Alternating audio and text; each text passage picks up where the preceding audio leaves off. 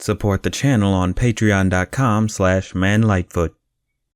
You know an interesting thing about me? I absolutely love Bob's Burgers. And why shouldn't I? It's one of those very unique adult series that kind of broke some new grounds when it came out. We were used to the more over-the-top fares that involved dysfunctional families from adult series at the time, but Bob's Burgers changed up what could be done. It didn't try to be over the top with its humor or go for some very shocking laughs like its contemporaries, though some of the early jokes were a bit more raunchier than the later seasons. Quick, circumcise Gene! Yeah! Circumcise me, quick! But I digress, and went for a more laid-back approach that was very refreshing and gave a strong staying power, but it also approached things differently when it came to their characters. Bob is a more defeated man who's more done with everything, but deeply loves his family. Linda is a pure ball of optimism that, gets her in more trouble than it should, and sometimes in more raunchier ways. This is to save my family! A boobity boobity boobity boo! Well, that's sexy. And then you have the kids. Louise, Jean, and Tina are just supreme examples of kid characters. These three absolutely take things to levels that's kinda unseen in adult shows when it comes to their portrayal of kid characters. Most of the time they're made older for the sake of using them for more adult jokes, or not in Big Mouth's gross case. But with the Belcher kids, they're made more so to be closer to how actual kids can be. They're weird, they have unique interests, they let their imaginations get the best of them. Did I mention they're weird? I'm serenading you with my voice. I just spat a little, I'm sorry. Oh my god, I love that song. It's so tip-worthy. In the diaper, please. Gene, no. If you hit him, your hand would smell like ointment and pee. You smell like ointment and pee. You smell like ointment and pee. You smell like ointment and pee. I'm a smart, strong, sensual woman. Oh god. Yeah, they definitely go beyond those weird kids you might have seen when you were young, but they capture that childlike innocence that makes them relatable, but there's obviously a little more to them than just relatability. So let's actually give a proper look into what goes into these Belcher kids. You'll definitely flip for what we find out. Oh, boo yourselves, it was a good burger pun.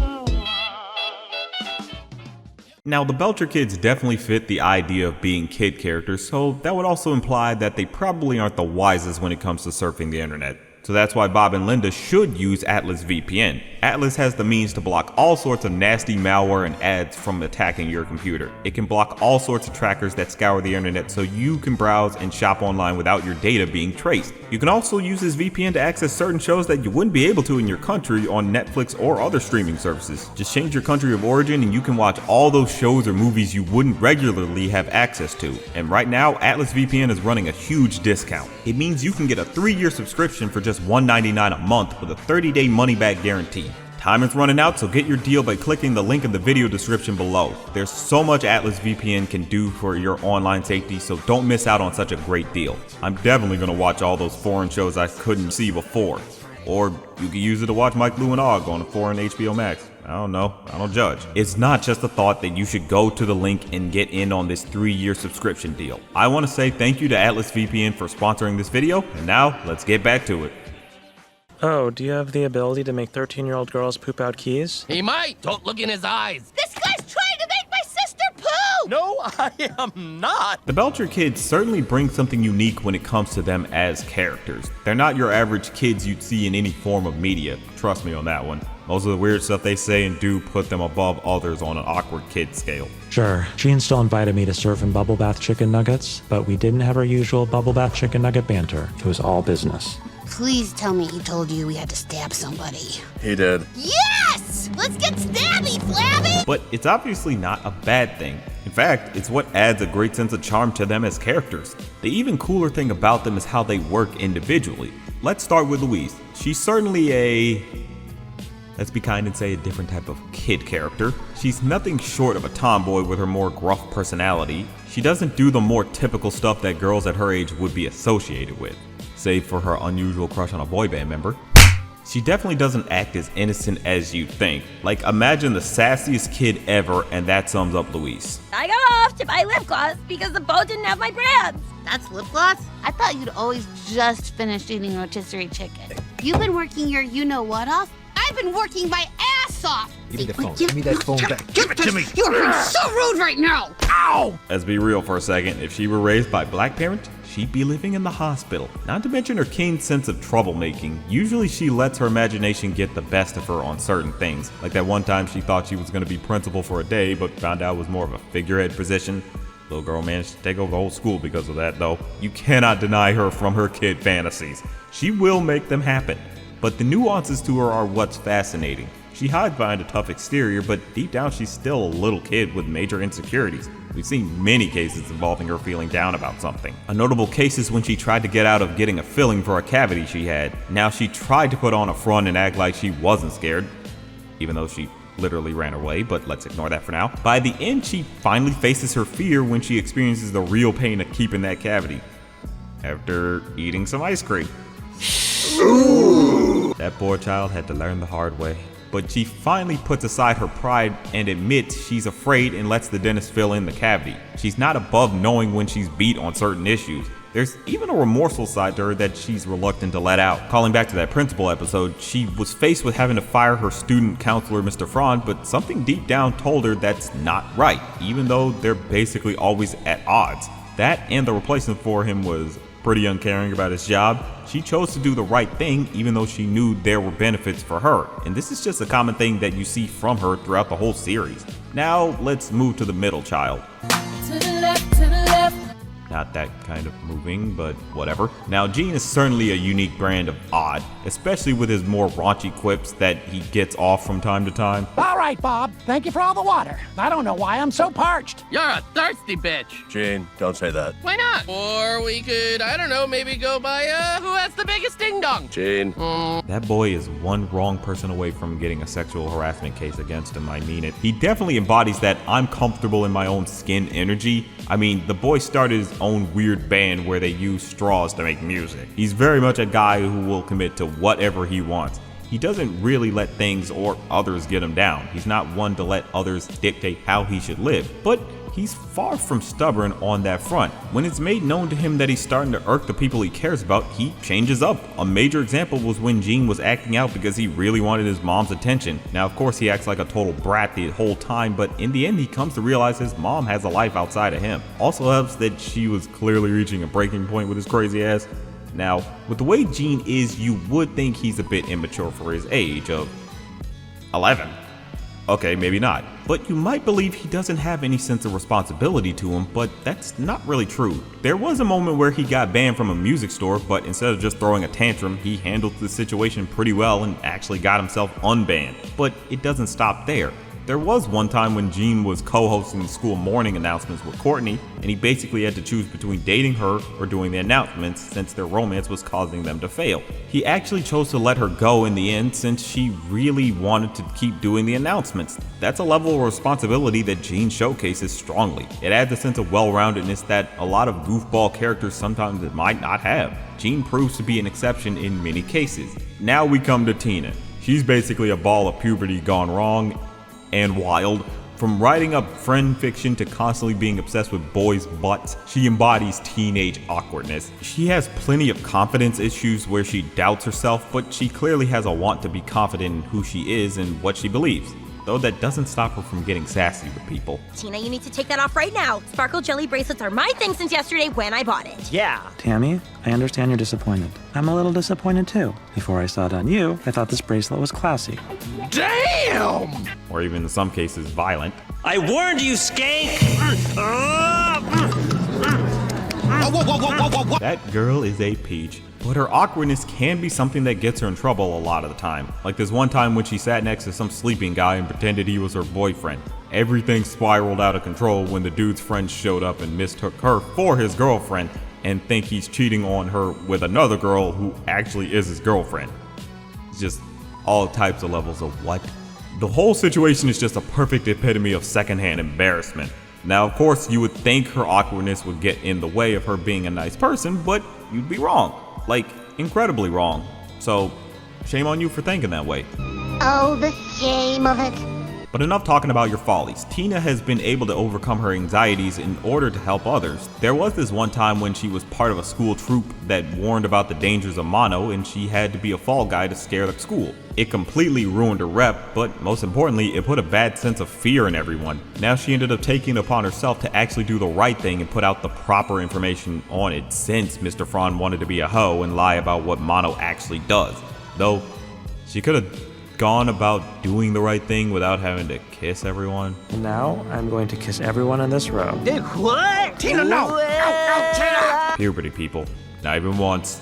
But it's a great testament to how she pushes past her problems and not let them get the best of her. There's also something interesting with how she's portrayed. The way she's designed implies she would be a bookworm nerd, but in reality she's not exactly the brightest. She's pretty gullible and fairly suggestible. I mean, she pretty much goes along with whatever Louise got cooking up, but that's a great level of subversion because usually we get a nerdy family member in these family shows, but the one nerdy looking kid isn't even the brightest. That's what really makes her stand out among other kid characters in adult cartoons. Honestly, all the kids stand out pretty well, but what helps elevate them is how they play off one another. There's this genuine feeling of siblinghood that's kinda unseen in these adult family shows. Let's face it, a lot of the time they get pretty weird with the sibling relationships in these shows. Now why can't they be more like Game of Thrones? That's definitely gotta have some decent siblinghood in it. Wait a minute.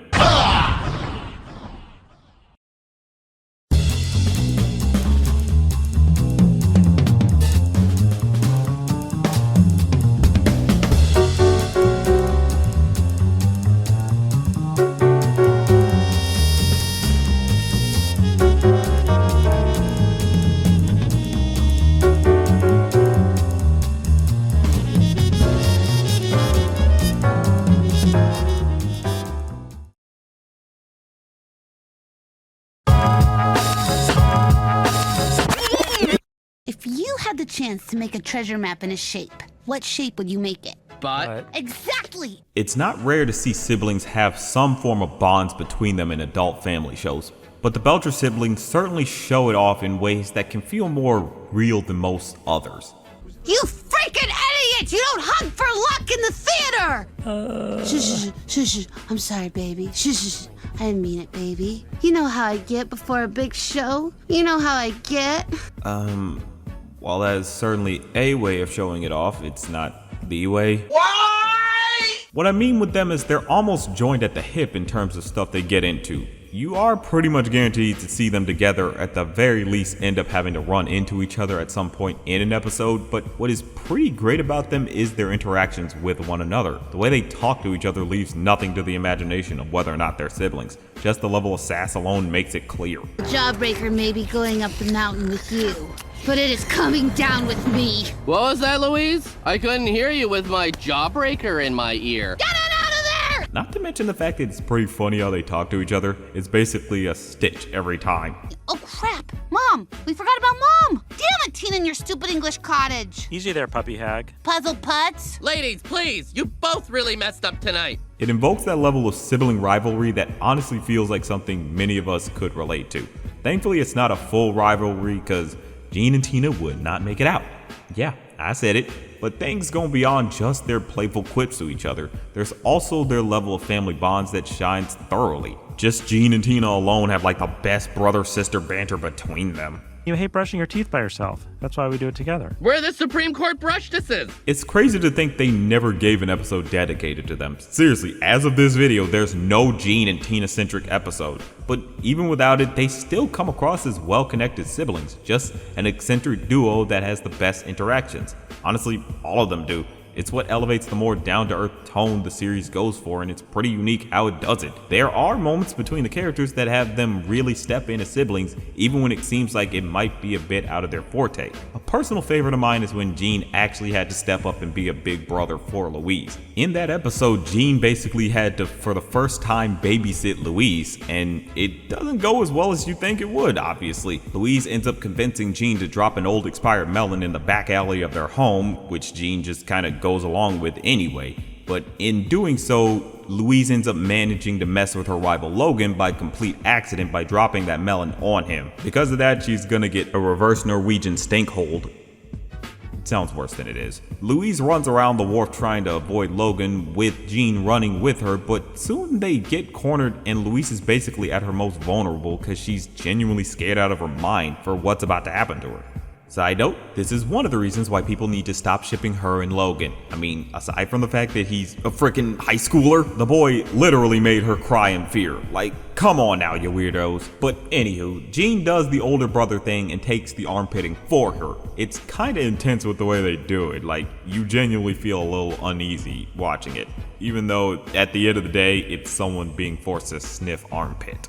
Nasty, but I digress. It's a great moment because when you think about it, by that point we never got to see Gene be an older sibling. Most of the time he's just the lofty, in-the-wind type of brother who never shows any aspects of being an older sibling. Louise makes a point about it in the first act even, noting that she never even saw him as an older brother really. Excellent use of foreshadowing, by the way. He usually just goes along with whatever Louise wants him to, or goes along with whatever scheme she's going to cook up. I mean, she even commands him to get into the snacks they're not supposed to and do other stuff they shouldn't. Hell, she convinced him to do the thing that ended up getting Logan to come after them. So they reinforce the fact that he still isn't much of a leader type, but this time he took the initiative to be the brother many thought he couldn't be. It's just one of many cases where his sense of being a sibling kicks in. We even see it in the cases of him being pretty supportive of Tina in her endeavors, even going so far as to tell her when she needs to let something go.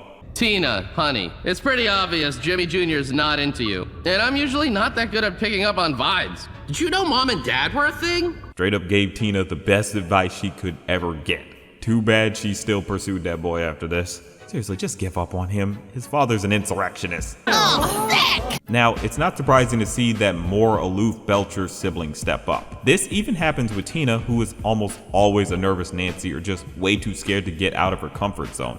Asterisk. But when it involves her family, she's willing to put aside her anxiety to help. Case in point, when Louise got these cards she was trying to trade confiscated by Miss LeBon's due to Tina screwing up and inadvertently snitching, Tina actually goes above and beyond to get the cards back just to get Louise to forgive her, pulling a whole Mission Impossible and sneaking into Miss LeBon's backyard to get them back. Keep in mind, earlier in that episode, it's made clear she's not meant for gem work or climbing ropes or anything like that, so this is actually a really hard task for her, and she ends up paying for it in the long run because she basically can't even lift her arms properly, and it's really hilarious, but at the same time, it shows a strong level of dedication on Tina's part to show she does care for her family and doesn't want them to be angry at her. Boy, too bad about the cards, though. You mean these? Our Barobu cards! And they've got bra on them. This nigga's Rudy nasty, bruh.